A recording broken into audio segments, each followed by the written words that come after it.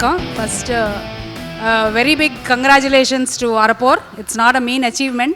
10 years இந்த மாதிரி ஒரு இயக்கம் சஸ்டெயின் பண்ணி இன்னும் அதே பாசிட்டிவ் ஸ்பிரிட்டோட கண்டினியூ பண்ணுறது, ஃப்யூச்சர் பிளானிங் இதெல்லாம் பண்ணுறது is not an easy thing. And I think they have done it remarkably well. And in fact, even inviting suggestions from people and getting inputs from people and deciding to make even the future plans a more democratic exercise, I think is something very commendable.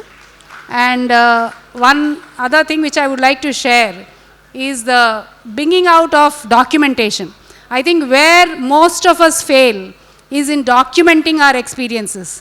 And this we are talking, I mean, you have seen the earlier panelists, and as part of the lawyers team, whether it is Suresh, Sudha, myself, a lot of other set of Mr. NGR Prasad, Vaigay, we have all been a team in High Court. நிறைய ஹைகோர்ட்டில் நடக்கிற ஊழல் பற்றி நிறைய கொண்டு வந்திருந்தோம்.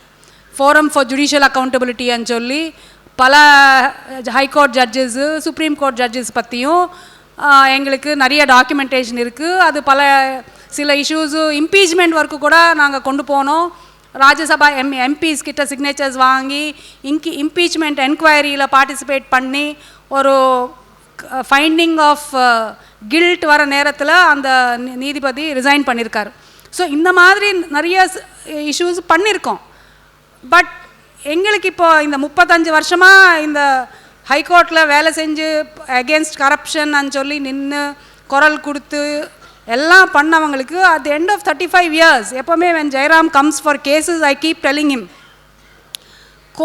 நாங்கள் ஒரு ஜட்ஜுக்கும் அந்த கரப்ஷன் எக்ஸ்போஸ் பண்ணுறதுக்கு we put in hours and days and years of work.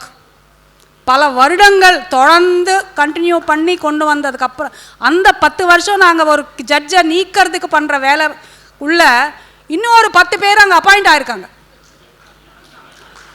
So இது ஒரு என்லெஸ் டாஸ்காக போயிட்டுருக்கு. நாங்கள் ஒரு ஆளை கொண்டு வரதுக்கு இவ்வளோ வேலை பண்ணுறோம் நீக்கிறதுக்கு. அதுக்குள்ளே இதை விட மோசமான ஆட்கள் ஒரு 10-20 பேரோ வந்தால் it is going to take us nowhere.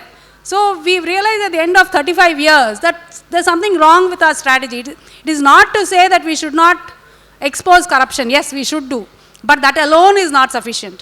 We need to actually reach out to I mean, among lawyers, I feel that is something which we have failed to do. And when we look back, bringing a sense of ethics in the profession is something which we have miserably failed in inculcating among the younger lawyers. And நாங்கள் ஒரு சின்ன ஒரு குரூப்பாக தான் இருந்துட்டோம்.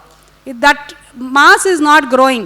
And in fact, இப்போ எப்படி ஆயிடுச்சுனாக்கா நாங்கள்லாம் ஜோக் பண்ணிகிட்ருப்போம். நாங்கள் எங்கள் சீனியர் என்ஜிஆர் பிரசாத் சார் நாங்கள்லாம் ரோடு கிராஸ் பண்ணி போச்சே பீப்புள் வில் பாயிண்ட் அவுட், இவங்களுக்கு இந்த டீமுக்கு எல்லாருக்குமே அவங்களுக்கு வாழ தெரியல, அடுத்தவனா வாழவும் விடமாட்டாங்கன்னு சொல்லி. ஸோ அப்படி தான் பார்க்குறாங்க ஒழிய இது ஒரு இன்ஸ்டிடியூஷனுக்கு நிற்கிறோம், இது ஒரு it's an important wing of the democratic இன்ஸ்டிடியூஷன்ஸ்ன்னு சொல்லியும் இந்த இன்ஸ்டிடியூஷனை நம்பி இருக்கிறவங்களுக்கு it's a duty among lawyers to safeguard that institution அన్న ஒரு பார்வை வரவே இல்லை. நாங்கள் 35 வருஷமாக இவ்வளோ ஸ்கேம்ஸ் இது எக்ஸ்போஸ் பண்ண பிறகும். ஸோ நானும் எப்போவுமே I keep telling Jayaram, it's not enough to scam after scam. அதுக்கப்புறமா ஒரு எஃப்ஐஆர் ரெஜிஸ்டர் பண்ணுறதுக்கு ஒரு 10 வருஷம் ஒரு வழக்கு நடத்தி அந்த எஃப்ஐஆருக்கு அப்புறமா அவங்க சாங்ஷனுக்கு இன்னும் ஒரு 10 வருஷம், சாங்ஷன் வந்த பிறகு இன்வெஸ்டிகேஷன் ஒழுங்காக பண்ண மாட்டான், அப்புறமா விட்னஸஸ் வில் டர்ன் ஹாஸ்டைல், அப்புறமா அங்கே ஒரு எக்விட்டலுக்கு மேலே நாங்கள் அப்பீலு, இப்படியே போயிட்டு இருந்தால் ஒரு முழு வாழ்க்கை ஒரு வழக்குக்கே சரியாக இருக்கும். So somewhere we need to take it beyond anti-corruption. I think all the panelists spoke about it, and since I've been given the mic, I'm taking the opportunity to share my experiences.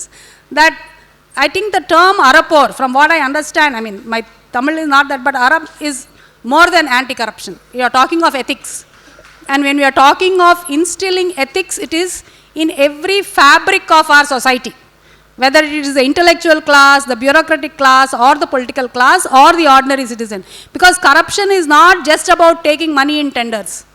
It is not about monetary corruption in among people, or okay, politicians are more visible, so we are able to expose them. What about the intellectual corruption? நாங்கள் நிறையா environmental cases பண்ணியிருக்கோம். Environmental cases, it's the top intellectuals of the country who prepare the EIA reports.